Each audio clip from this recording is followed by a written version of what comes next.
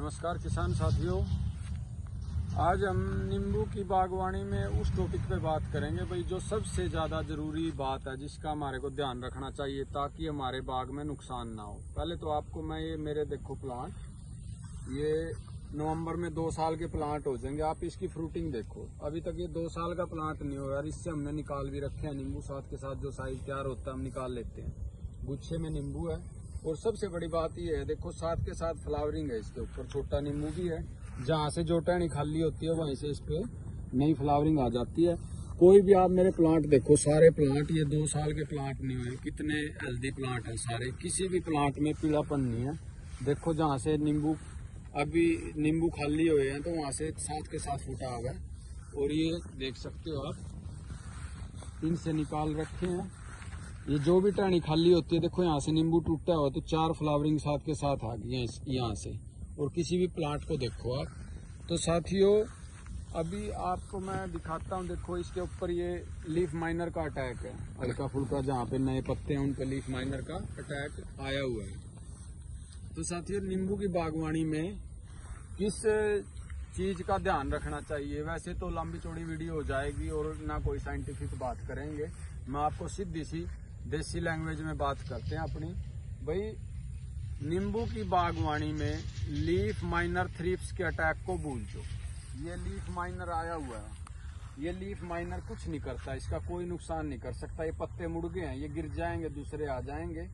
लेकिन जो चीज प्लांट को मारती है वो है साथियों फंगस। रूट रोट कह लो, जड़ गलन कह लो, साथ के साथ नीमाटोड का अटैक है, वो भी इन्हीं के साथ ही है।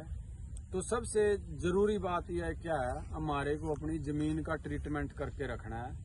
पौधे में जड़ों की बीमारी से बचाना है। अगर हम जड़ों की बीमारी से बचा गए तो समझो हमारी बागवानी कामयाब है नींबू की। क्योंकि साथियों मेरे पास बहुत साथियों के फोन आते हैं, इतने प्लांट सूख गए, इतने हो गए।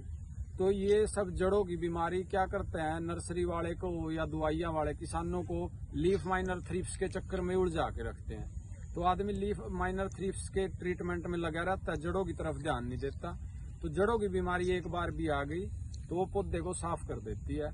और जड़ों की बीमारी के लिए क्या करना, आप ऑर्गेनिक पे करो, इनऑर्गेनिक पे करो, या आप किसी बायो प्रोडक्ट पे करो।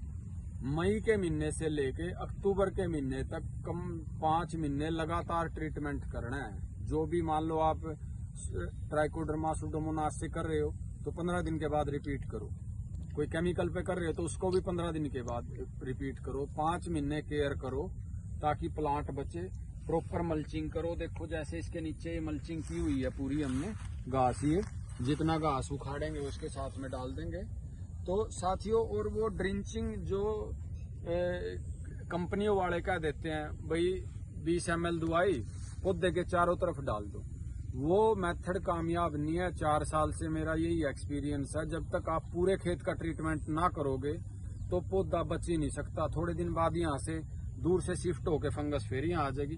तो साथियों अगर आपने फंगस की बीमारियों पे कंट्रोल कर लिया, आप जिस मेथड से चलाते हो अपने पे चलाओ, लेकिन आपने जड़ों का ध्यान रखना है। जिस भी पौधे में जड़ों, मैं आपको इन बीमारियों का ये बताता हूँ, अगर किसी भी पौधे में पीलापन लगे तो समझो उसकी जड़ों में अटैक आ चुका है।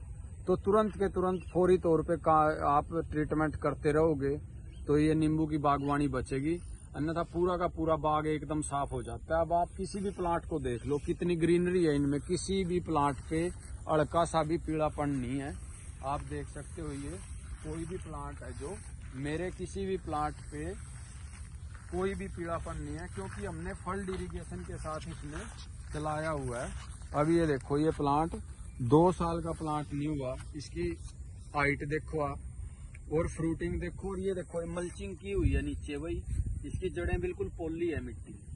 तो साथियों हमने क्या करना है, जड़ों की बीमारी का ध्यान रखना है। और जड़ों की बीमारी में वो ड्रिंचिंग वाला मेथड बिल्कुल गलत है। भाई 2 लीटर पानी में दवाई डाल दी, इसको पूरे खेत में जो भी दवाई आप ऑर्गेनिक चलाओ, केमिकल चलाओ, बायो प्रोडक्ट चलाओ, फल्ड इरिगेशन के साथ चलाओ, ताकि पूरे खेत का ट्रीटमेंट हो। तो जब हमारा बाग बचेगा और ऐसे नहीं बचेगा।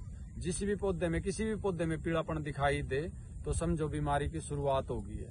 और एक बार नींबू का पौधा पूरा पीला हो जाए तो उसकी रिकवरी नहीं होती साथियों। जोर लगा लो कितने। और मैं किसी कंपनी वाला कोई साथी देखता हूं तो मैं चैलेंज करता हूं, मैं उसको एक पीला प्लांट दूंगा, भाई इस प्लांट में बीमारी है, वो उस प्लांट को रिकवर करके दिखा दे, तो मेरे बाग में आके कर लेगा, कहीं ना कहीं कोई पीला प्लांट मिल जाएगा।